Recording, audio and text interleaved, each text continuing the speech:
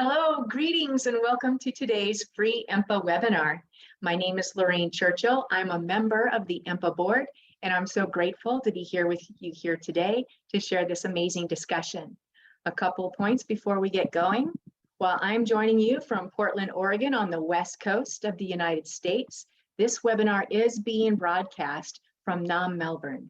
And I would like to begin by acknowledging the traditional custodians of country throughout Australia and their connections to land, sea, and community. We respectfully acknowledge and honor all Indigenous peoples from all over the world, past, present, future, and are grateful for their ongoing and vibrant presence. On behalf of EMPA, welcome everyone here today. We've received over 350 registrations for this webinar and are looking forward to a strong discussion from our panelists and audience. Our webinar theme today is the very worst day. Every expert had a first day or a pivotal point in their career. We're going to hear from 3 veteran EM communicators who have been everywhere and done everything. Chris Webb is the former head of news and deputy director of public affairs at the Metropolitan Police Service. He is recognized as one of the UK's leading experts in crisis management and crisis communication, having dealt with almost every major incident and high-profile security event to impact on London and beyond in nearly 3 decades, including the 7/7 terrorist attacks on London's transport system in 2005. Bob Jensen advises and consults with nations and corporations on crisis, emergency, and disaster risk management. He brings more than 4 decades of experience inside and outside of government and has clients in the US and across the globe. Bob led the US response on the ground for crisis communications efforts after the massive earthquake in Haiti, for the Deepwater Horizon oil spill response, and over 30 major US disasters, including Hurricane Sandy.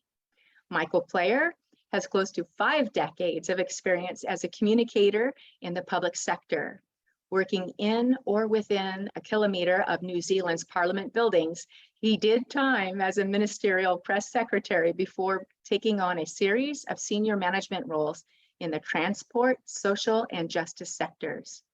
Michael's highest profile role was as General Manager of Public Affairs on the Executive of New Zealand Police, a position he held for 13 years.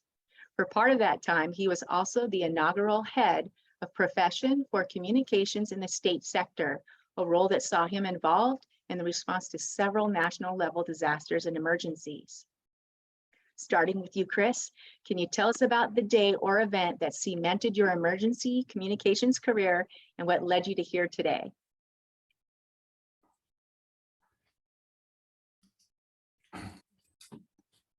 Good morning, EMPA, or shall I say from the UK, good evening, because it's 11 o'clock here in the evening. It's nice to be back with colleagues and friends talking to you once again, and thank you very much for the very kind invite.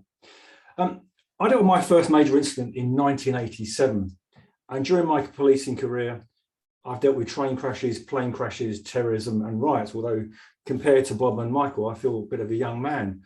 I'm going to talk to you today about one of the most significant incidents I dealt with during my career, and that was the death of the Princess of Wales in the early hours of Sunday, the 31st of August, 1997. Now, time is limited today. Presentations are going to be around 5-6 minutes, and it's going to be really difficult to do the justice in that time, but I will try my best.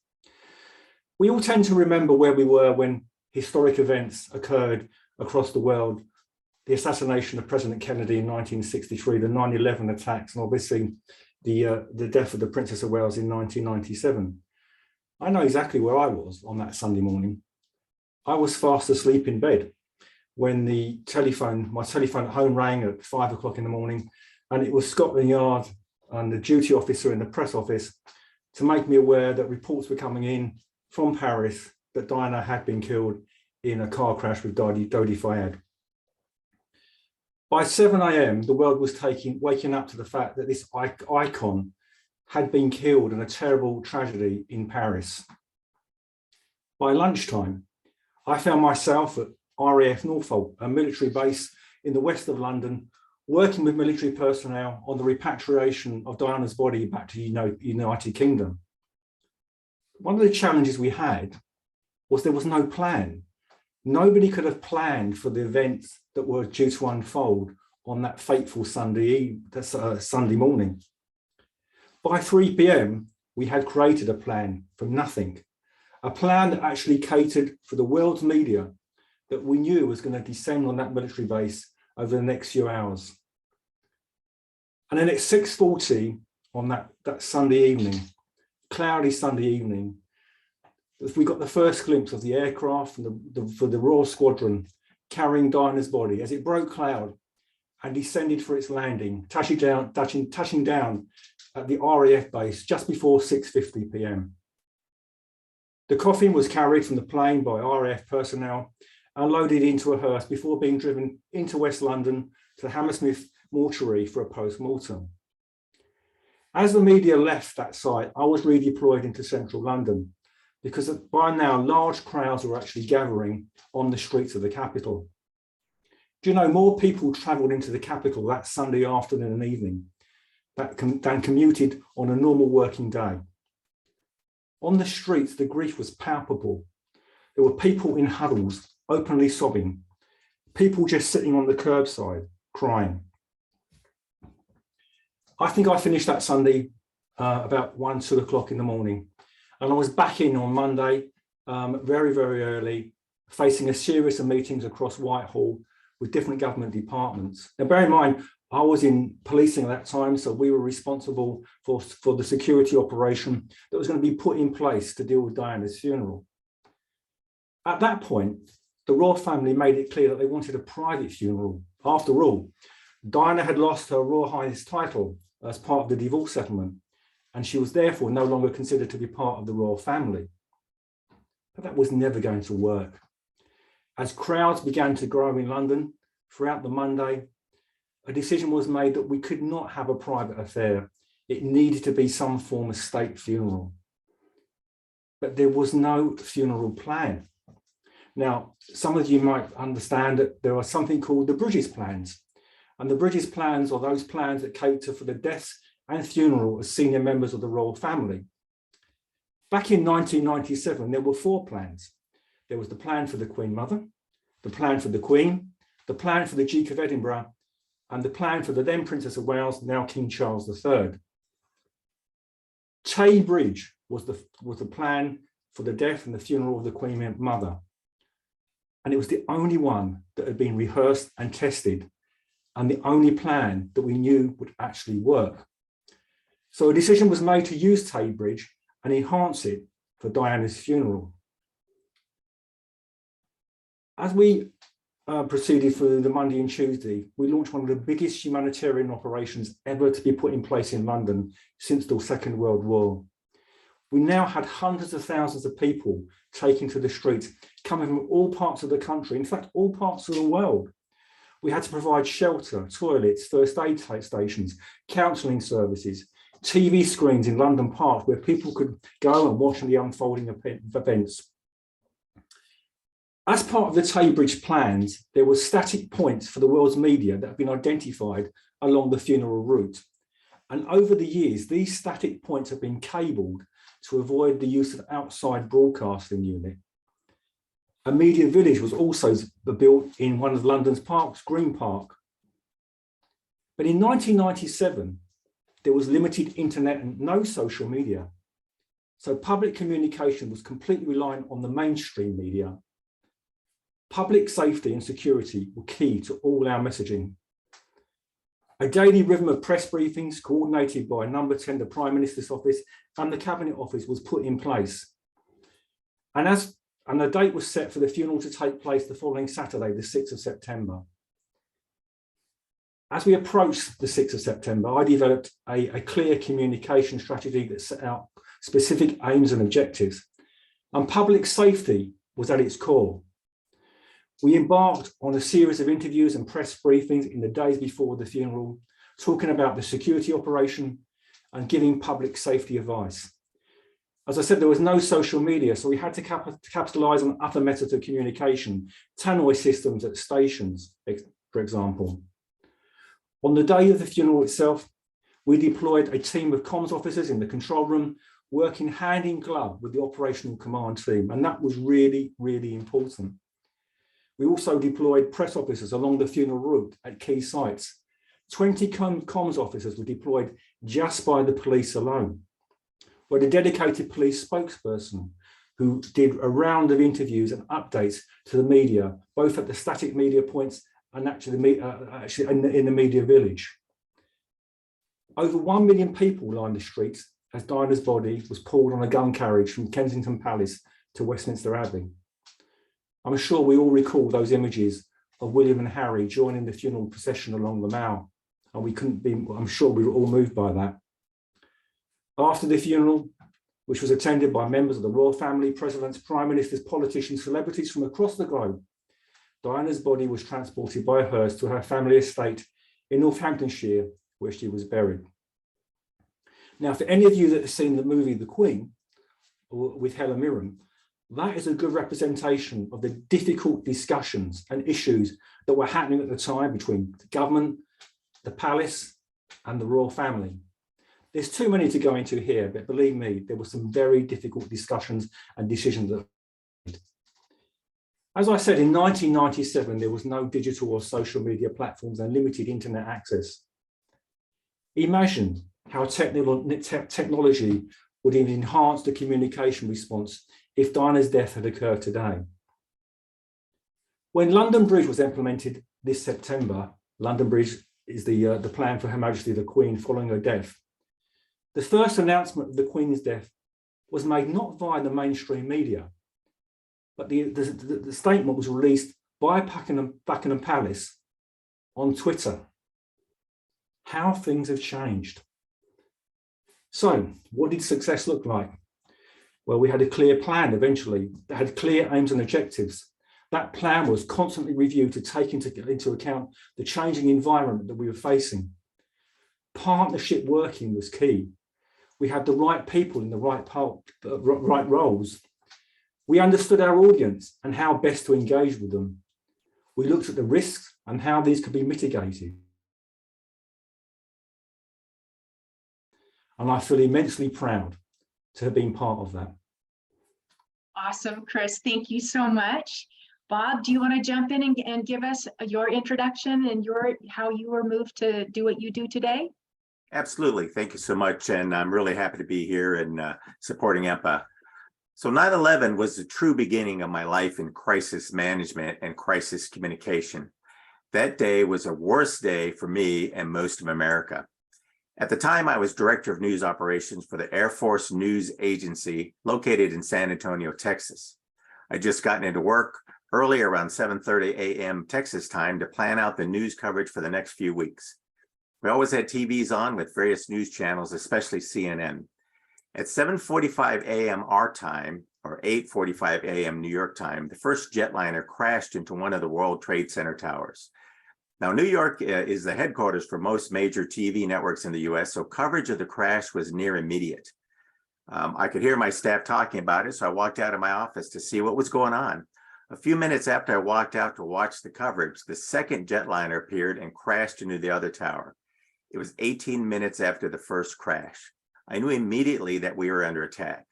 I called our Pentagon offices to let them know we would coordinate with Air National Guard and active duty Air Force units near New York City to cover their response to the attack, as we knew that they would be launching aircraft.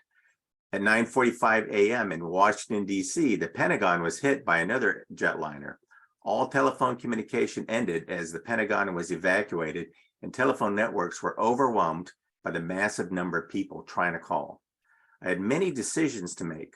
We could still send emails, so I reached out to my news bureau in Arlington, Virginia, a few miles away from the Pentagon, and directed them to try and get near the Pentagon to cover the firefighting response and to see if they could contact our boss, the Director of Air Force Public Affairs, to get some statements. We needed to let the American public and the world know what was going on. I knew that that only the Air Force's main website, which my team controlled, was still able to post live, since all the other service websites were controlled out of the Pentagon, which was now being evacuated. My teams on the ground captured incredible imagery from near the Pentagon, and we posted some of the first online news stories about the attack.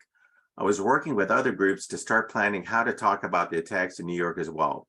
We then learned about the crash in Pennsylvania of a fourth airplane. At this point, we had no idea if there would be other attacks. The US military went into its highest DEFCON level. I started planning our follow-on news coverage, ready to adapt and change at a moment's notice. I also had to fight with military police and the FBI to maintain possession of the videotapes my teams had taken of the Pentagon, as they wanted to confiscate them as evidence. We came to a compromise by ensuring they had copies of all tapes within 24 hours. At the same time, the White House press secretaries and others soon realized we, the US government, had no national level crisis communication strategy nor any system to support it. This led to some major changes for the US government that I had the privilege to be a part of and am still supporting.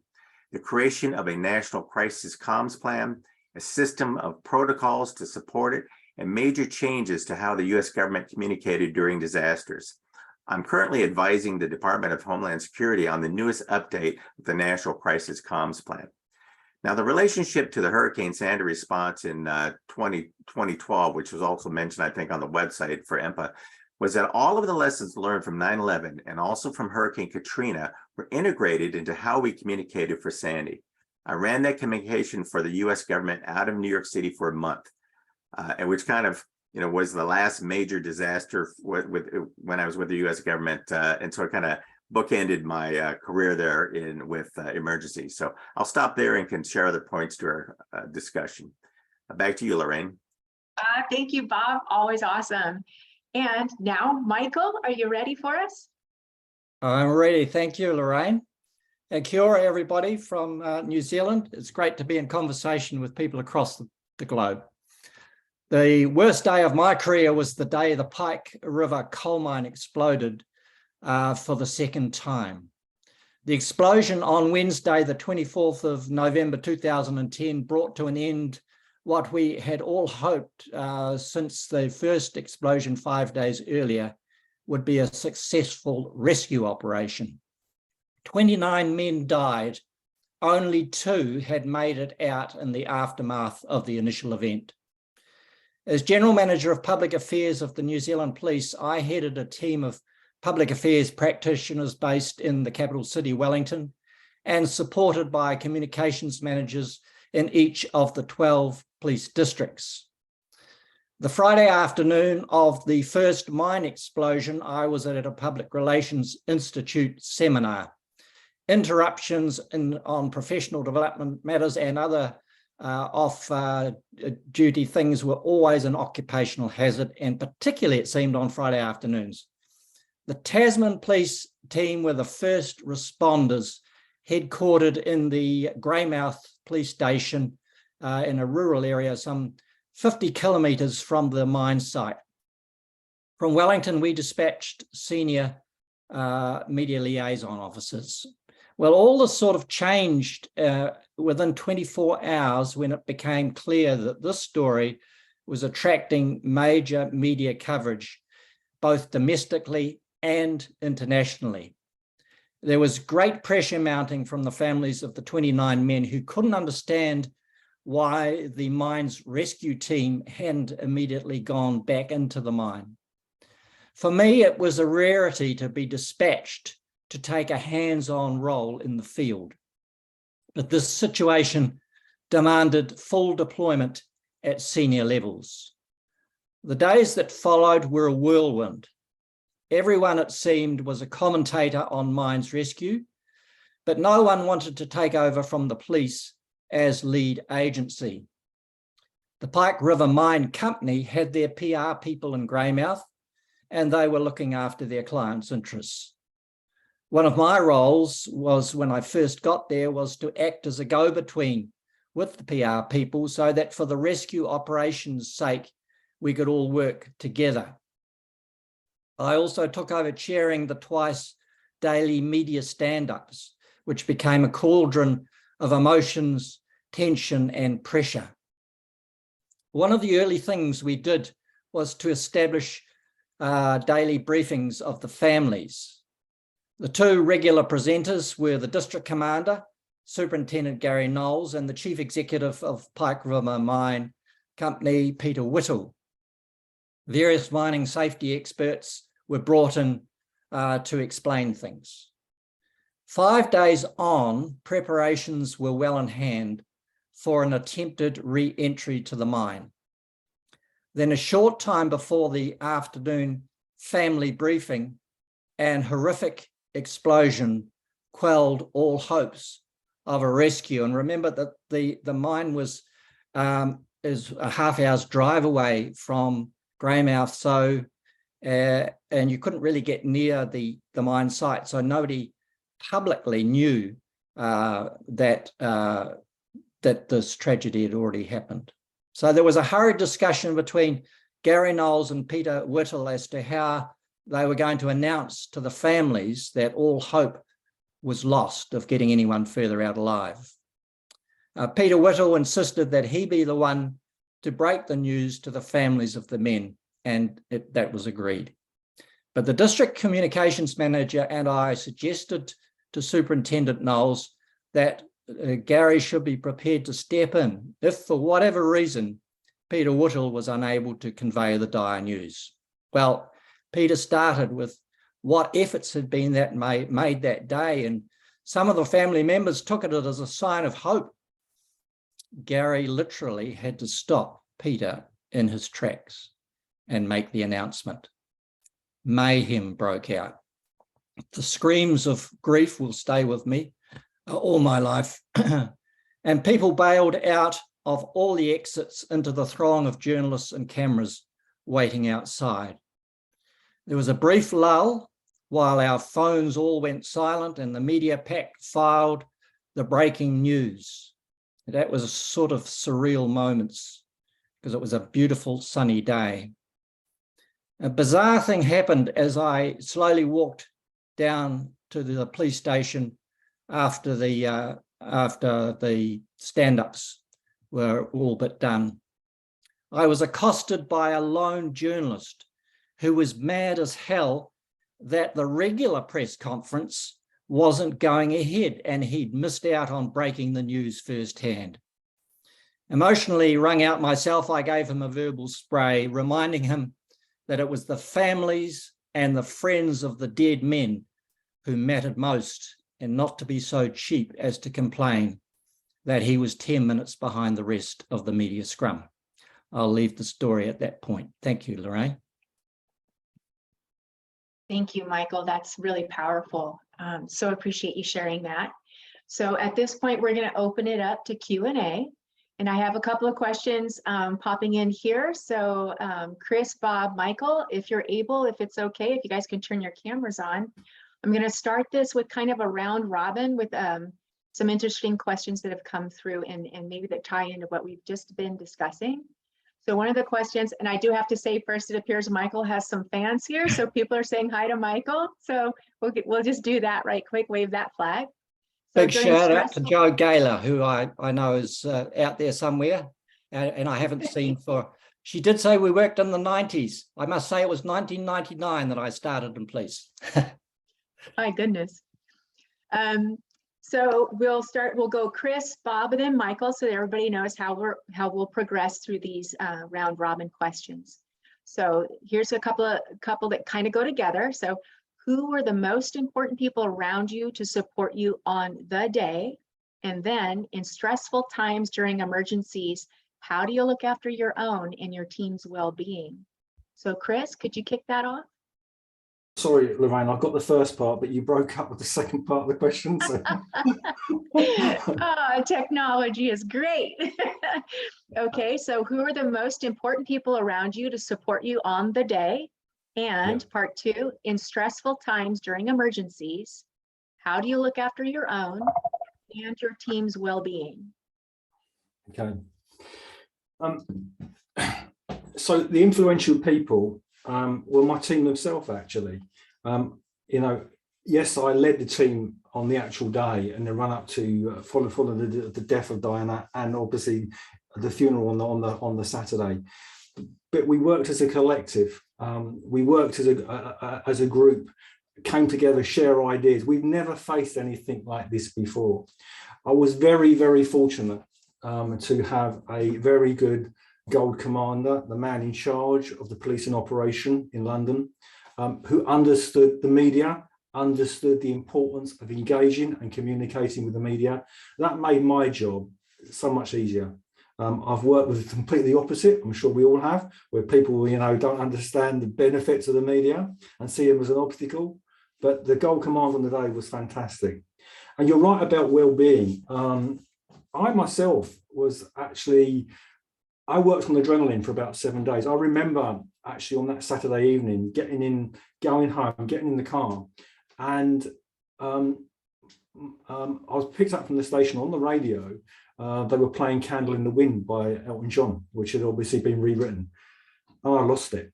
I just completely and utterly broke down because I've been working on adrenaline, and I made sure that all my staff had access to me, all my staff had access to talk to somebody, in the days after the event. And then other major incidents, I've actually had to pull staff off, where I've actually felt that those staff were being affected by what they were seeing, and I made then the decision to remove those staff from that environment. That's not a failing of them, but I have a responsibility as a manager to actually ensure their well-being. I'll go ahead and just as Chris said, I had a pretty large team, and it was the team that did the work on 9/11. So I couldn't meet with everybody. I had a news bureau in Arlington, north of Washington, D.C.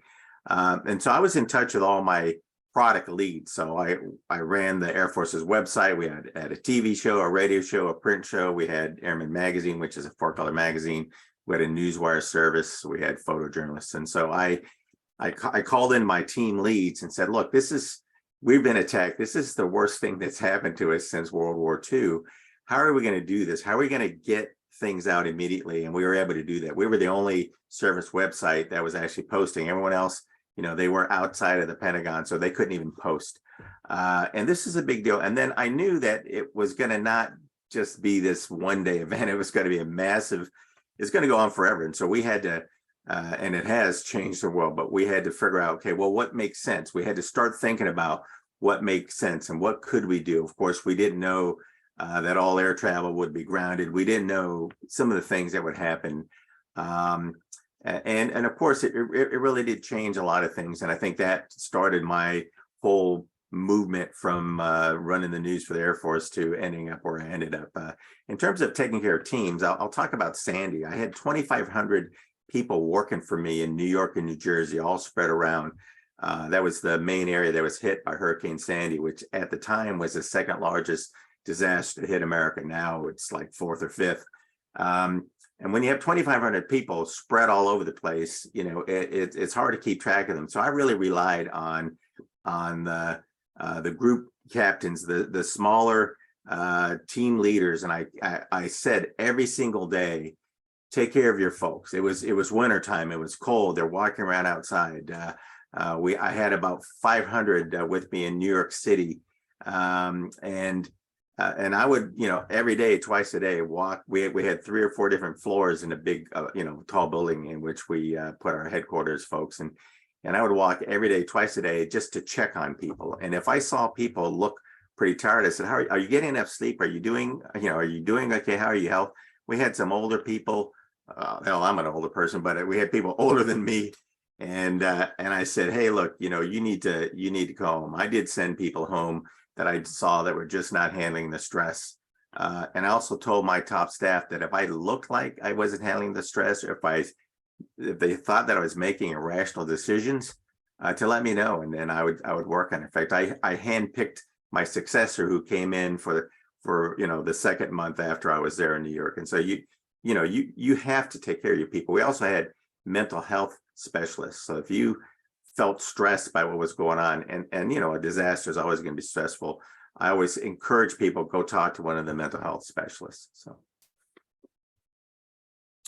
thank you, Bob. Very similar in terms of support on the day. Members of my own team, like the other two, I think communications people are a very collegial bunch, and we're not into hierarchy, perhaps as much as as those in the uniformed codes. So, but having said that, I was also quite close to the incident command boss. Being a member of an executive, that's another team, and I was a peer. So I had, the great thing was I had immediate access to the hierarchy, and other police personnel from headquarters with whom we had a great rapport. The police, as has been mentioned, the police also had chaplains that would come around and touch base with people. In terms of keeping myself and teams well-being, looking after yourself is the number one priority, obviously, and your team. If you're sleep deprived, you're hungry, or you're off color, or you're distracted by issues at home, then you're not really up to the job of serving your fellow citizens in a crisis, and you're best to hand over to someone who is ready for it. I've been blessed to have a stable home life and a supportive family who knew that operating in emergency mode usually lasts no more than a few weeks.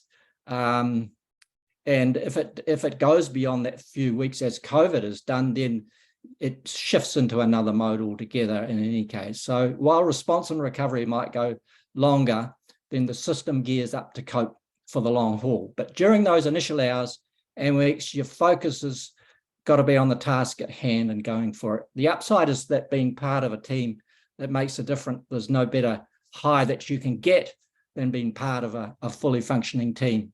And so for yourself and your team, make sure you take the breaks, you get the food, you put up in the best accommodation that's available, whatever that is, because usually there's a competition for accommodation.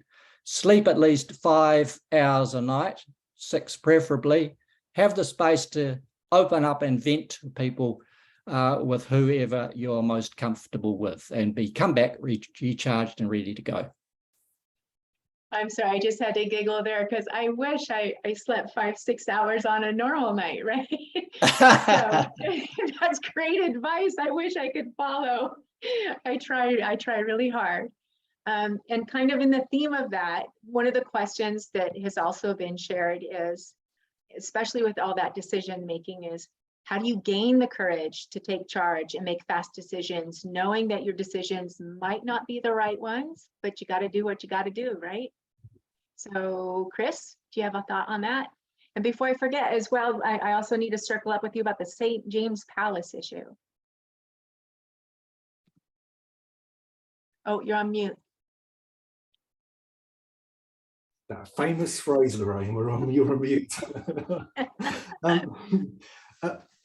In the UK, we have a piece of legislation called the Civil Contingencies Act. And Chapter 7 of the Civil Contingencies Act sets out the legal duties to warn and inform the public. And it actually sets out in primary legislation what organisations have to do to keep people safe and protect life. Now, that is a real bonus, because when you're trying to argue about decisions, what you should do, what you shouldn't do, all I do is quote the Civil Contingencies Act. And I say it's a brave decision for someone that actually goes against the advice within the Civil Contingencies Act. And you'll be amazed, I said, because I wouldn't like to be in the witness box having to justify your decision, my decision making, or your decision making at a future public inquiry. It's amazing how that focuses people's minds. So we're very fortunate to have that piece of legislation in the UK, and in all the training that I do with colleagues, we bang that into organisations about it's not a nicety to put out a media release or a tweet or put up a talking head. You have a legal duty that is set out in primary legislation to keep people safe. So that for us works extremely well. I think for when I worked at FEMA, the Federal Emergency Management Agency, we had a similar type of legislative authority to put information out to safeguard the public. And when I was with the U.S. Air Force, we didn't have quite that same kind of a setup. What I did have was authorities granted to me by the Chief of Staff of the Air Force through the Director of Public Affairs of the Air Force, and my position description, which I said, okay, look, my job is to run the news for the Air Force. And I was very clear with my commander and the Director of Air Force Public Affairs about what I thought my job would be. And when the Director of Air Force Public Affairs wasn't available because he was evacuated, he was trying to help carry wounded people out of the Pentagon. I had to make decisions, and I couldn't sit there and say, oh, that's way above my pay grade, because that wouldn't have worked. In fact, I hate that saying, but I said, okay, well, this is my job. I'm confident in what I'm doing, and I'm doing the right thing, and I'm making very deliberate decisions on what we're putting out, especially the accuracy and the usefulness of the information. We weren't just running with anything. Just like any other news organization, we had to have multiple sources before we put things out, and we needed to make sure things were clear. But we put a lot of stuff out that first day that no one in the Pentagon saw and approved, but later on they were happy that we were putting things out. So yeah, I don't think courage really sort of came into the situation. By 2010, I'd already been in the police executive for 10 years. So actually, given the turnover of sworn staff, I was one of the most experienced executives. And for a command and control type organization, matters of rank apply less the further up the pyramid you get. And so you can count that if in an organization of 12,000 people, if you've got to the very top of that pyramid into the top 10 or so, then you've got a bit of nous. So it's the old story that many heads are wiser than one. And as a civilian employee, which is also, I think, an advantage for us as communicators and public affairs people, is that we have the challenge to the freedom to challenge and to say what's on our mind, because we threaten no one in terms of the career ladder. We're in a bit of a stream of our own. So I was at that point senior in my career, and I couldn't afford to express my mind and make decisions within my ambit along the lines of how Chris has explained. But mostly the role is as an advisor, trying to provide the best advice for whoever the spokesperson is, the principal spokesperson, and more importantly, the people most affected by the disaster. Thanks. That's awesome. So I think I want to poke at a couple questions here, and I'm hearing kind of themes that are coming out as well. And I'm sure that I know Bob knows this term, commander's intent, right? And then trust. And so we're talking about how we can make those courageous decisions because we've built this process and we understand what somebody wants. Do you guys have any like hard and fast, like top 3 crisis management must-dos in the first 10 minutes that might feed into and elaborate on that as well? Chris? Oh, that's a difficult one. I know, that's why I'm asking. What I would say is, I think for me, social media has completely changed the dynamics of how you respond to emergencies and disasters. We are no longer telling the story. When I say we, I mean statutory organisations are no longer telling the story. The public now are telling the story. If I go back to 1997 to the death of the Princess of Wales, and even to 2005 with the 7/7 bombings, the media, the public were reliant on the police, the other emergency services telling what was going on. That's no longer the case. The public themselves are telling people what's going on. And then if you look at the terrorism attacks in London in 2017, within 2 minutes of the terrorist attack on London Bridge, you had somebody who was sitting on a taxi stuck in traffic that was tweeting out what he could see going on in front of him. So the public did not need the police to tell them what was happening. So the dynamics have shifted, where historically it's been sharing information. Now it's public confidence. It's actually becoming the recognised official voice, the voice of confidence of the response. So my advice would be, you don't need long statements. You need short, punchy statements to tell people that you're in control. You have an idea of what's going on. A single point of contact where you can point people to for further information. And one thing organisations consistently fall down on is, it's all very well telling me what's going on, but I'm stuck in the middle of this. I can see the emergency services arriving on scene.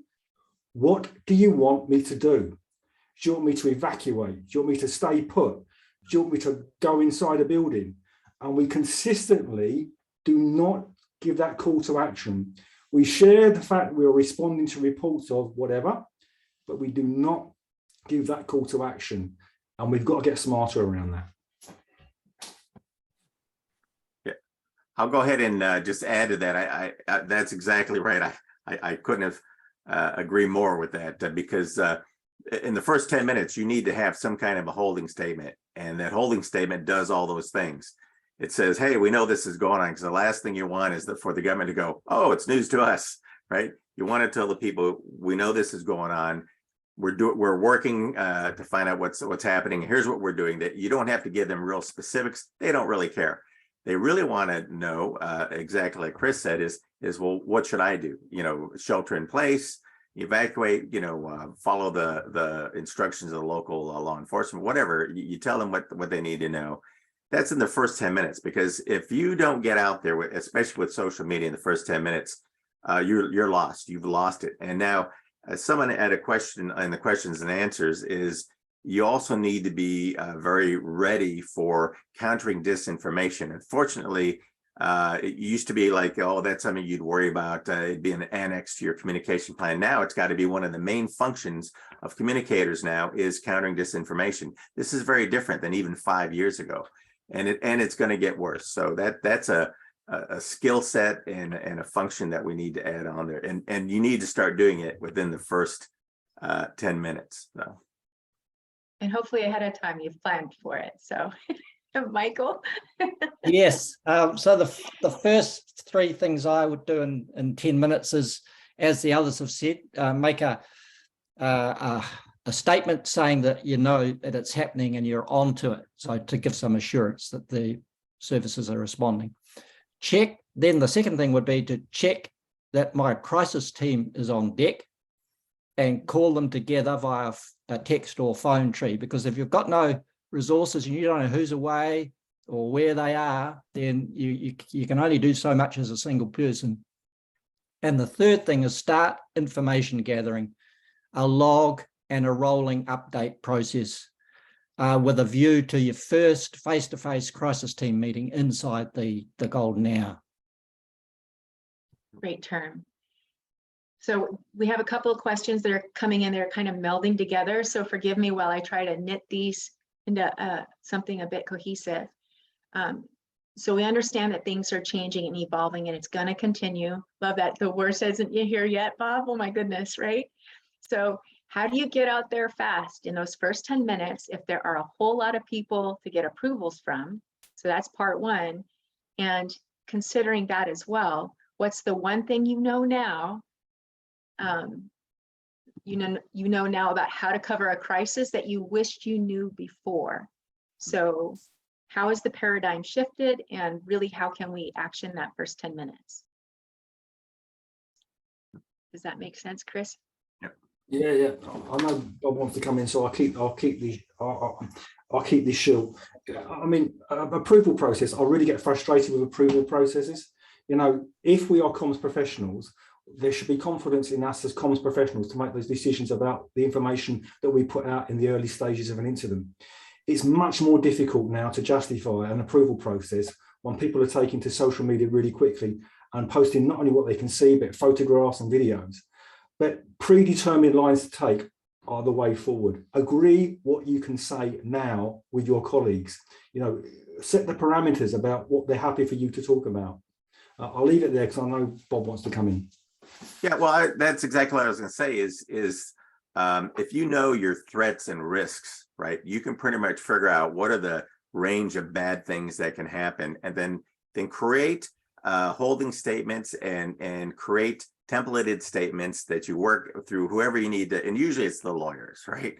Especially if you're working for corporate, a corporate entity. But I think the other key is when you're talking about life and death type of thing, I never had to get approval from anyone within the government about life and death things, because I'd rather put something out that's going to save lives than have someone later on go, well, did you get that approval? No, I'll take that on. If it's something that deals with policy, sure, that's a different thing. But if you're trying to save lives, no one is going to give you a hard time about that. I think the other thing in terms of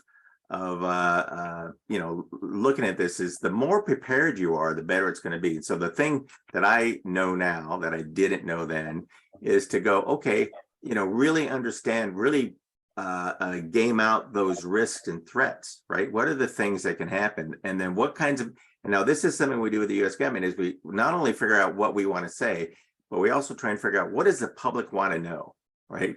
And we got to be ready to answer those questions, right? Because maybe we need to get some subject matter experts who aren't part of our office. And who are those? And if we don't know who they are right away, we're wasting a lot of time trying to figure out who they are. So we try and get those now and get some of the things ahead of time. Now, you're not going to get 100%. You don't even try.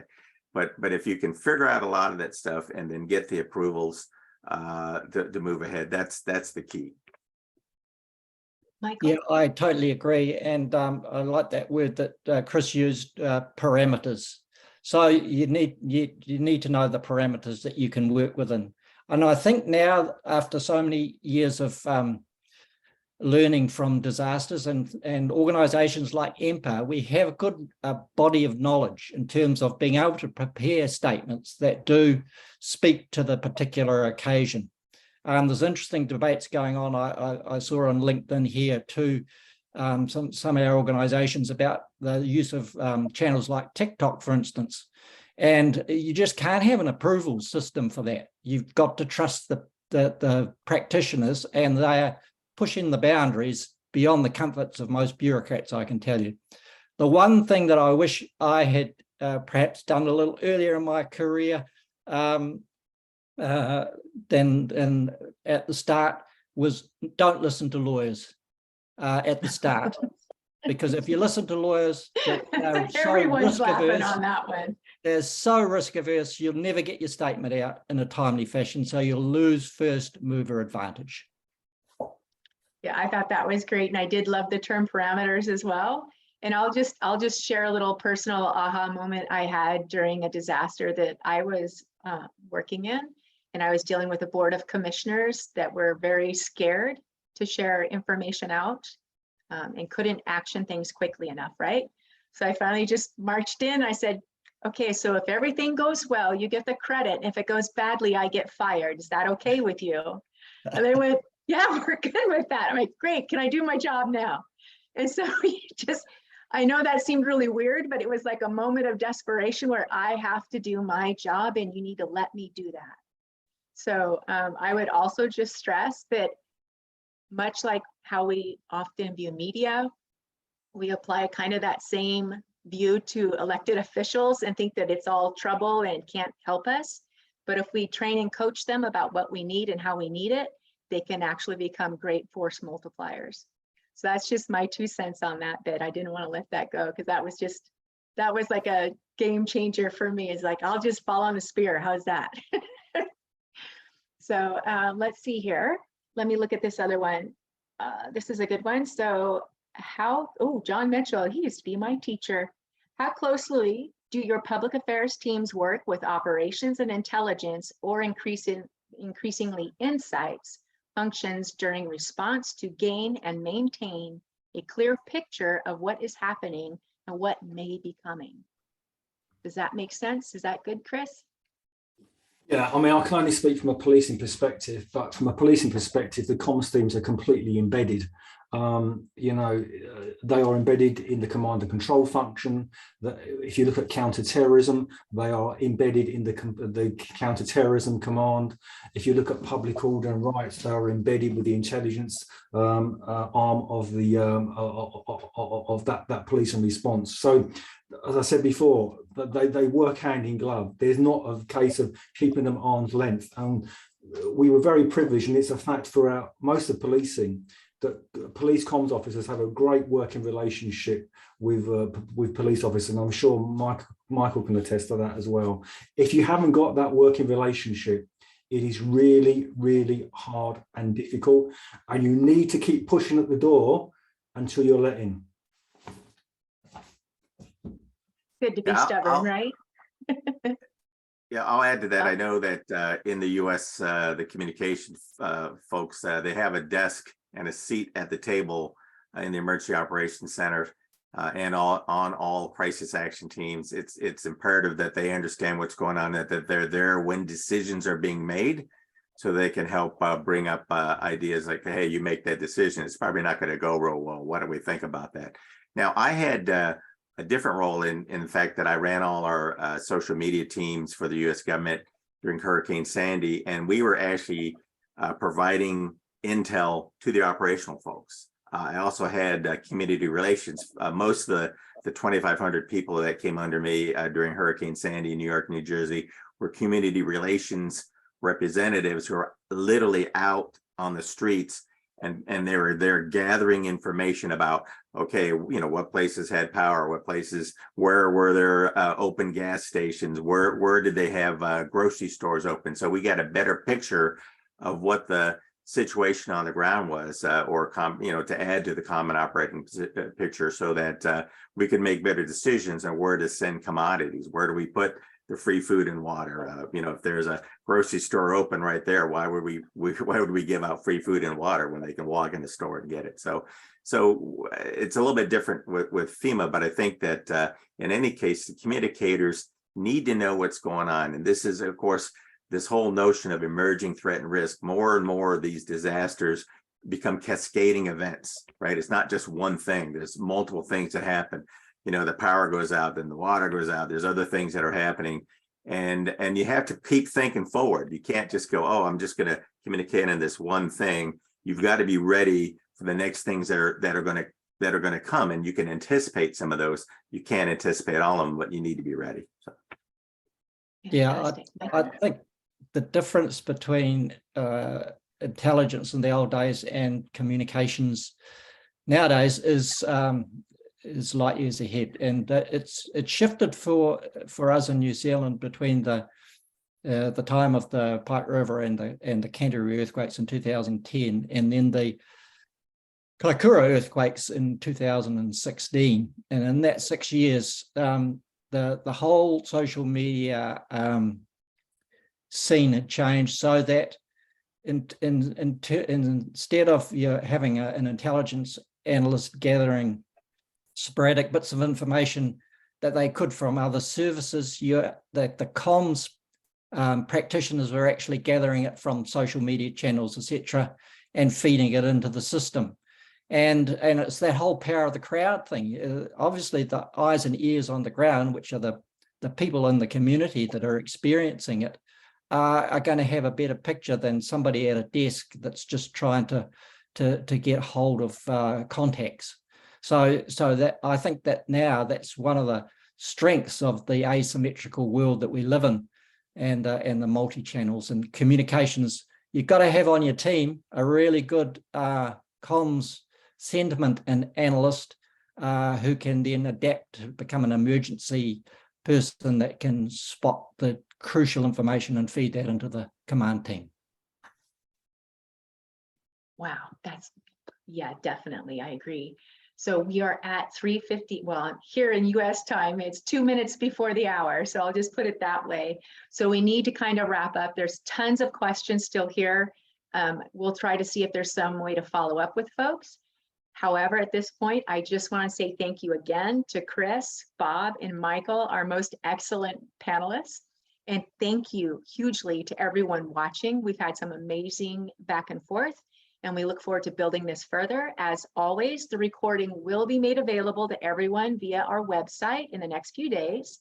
This is the final webinar for EMPA 2022 series, but we are already well underway planning the 2023 webinars and conferences. So keep an eye on your inbox for details early next year. And for now, please put these dates in your calendar.